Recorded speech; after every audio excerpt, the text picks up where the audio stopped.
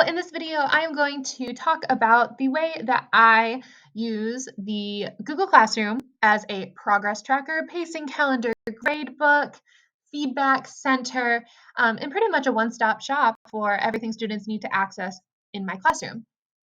So the reason why I'm using Google Classroom first and foremost is because students are already familiar with this website, they know how to navigate it, and it's just something that they are most comfortable with.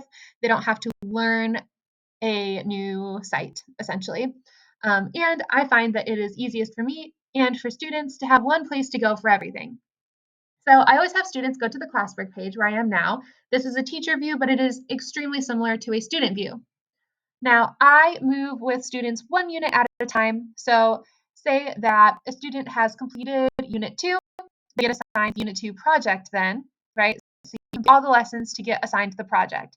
Once you've been assigned and completed and passed the project, you move on to Unit 3.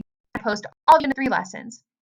You must complete all of the Unit 3 lessons and pass all the mastery checks in order to be assigned the Unit 3 project. Once you are assigned the Unit 3 project, because I can assign these lessons and assignments individually, once you assign the Unit 3 project, it will pop up in your Google Classroom. You can complete it, turn it in, and then move on to Unit 4. Now, what I like about this is that I can have all students see something, or I can choose individual students. So if only 6 students have completed Unit 3 lessons and they are not yet ready for the calendar project, some or maybe 2 or 3 are not ready for the calendar project, I just assign this to those 6 students that have completed all the Unit 3 lessons, and then maybe the 2 or 3 who still need to complete those lessons are not assigned this project until they are ready. And then when they are ready, I go in, I click, boom, it pops up in their Google Classroom.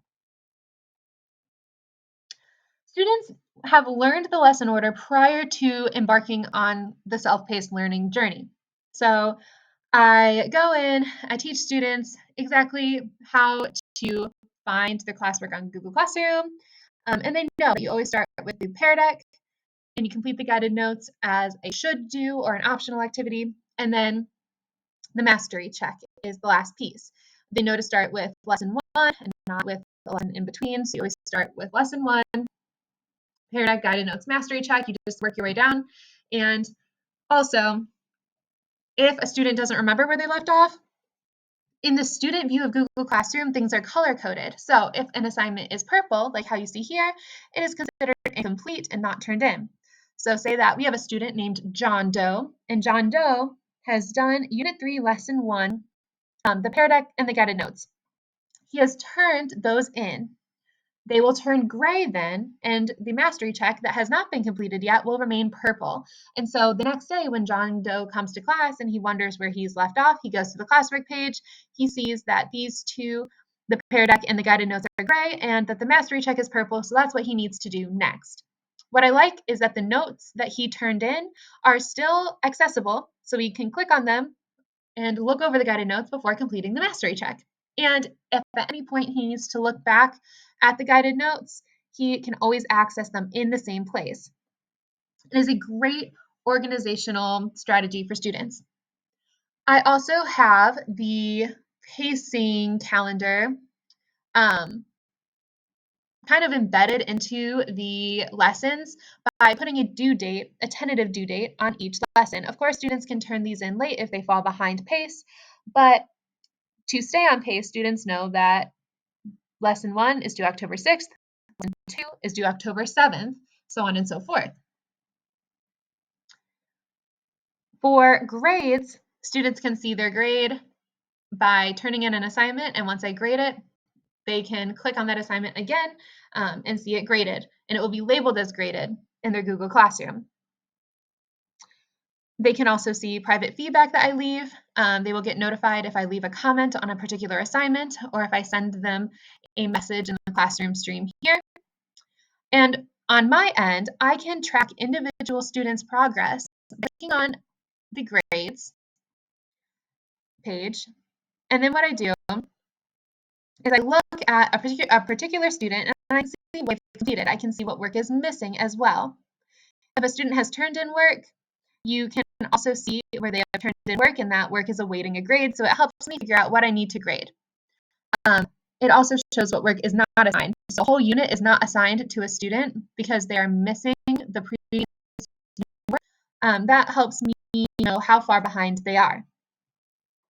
And I can also see who's turned in guided notes. Because guided notes are a should-do activity, students are not given a grade for them, and there is no due date. Aspire to do, should do, and must do activities are not labeled in Google Classroom because we have already gone over what they need to complete in the must do, should do, and aspire to do lessons. It's all talked about at the beginning of the year when we go over procedures and expectations. On a whiteboard in class, I have all of the unit deadlines. So if a student is still working on Unit 2 and has not gotten to Unit 3, they know when Unit 3 is due. And if they don't see it in their Google Classroom, they know still when it's due and that they are behind and need to catch up on Unit 2 to be assigned Unit 3. Also, Infinite Campus does reflect the Google Classroom gradebook. Infinite Campus is our district-wide gradebook. I don't have students who regularly access that, which is why I make sure that the Google Classroom gradebook does reflect what they see in Infinite, so the and I can import grades very easily from Google Classroom. So that's why I use Google Classroom as a one-stop shop for everything. I hope that this has made a lot of sense about how I do pacing and progress tracking in my class. I appreciate you watching this video. This was truly the best way that I could think of to explain everything, and I hope you all have a great day.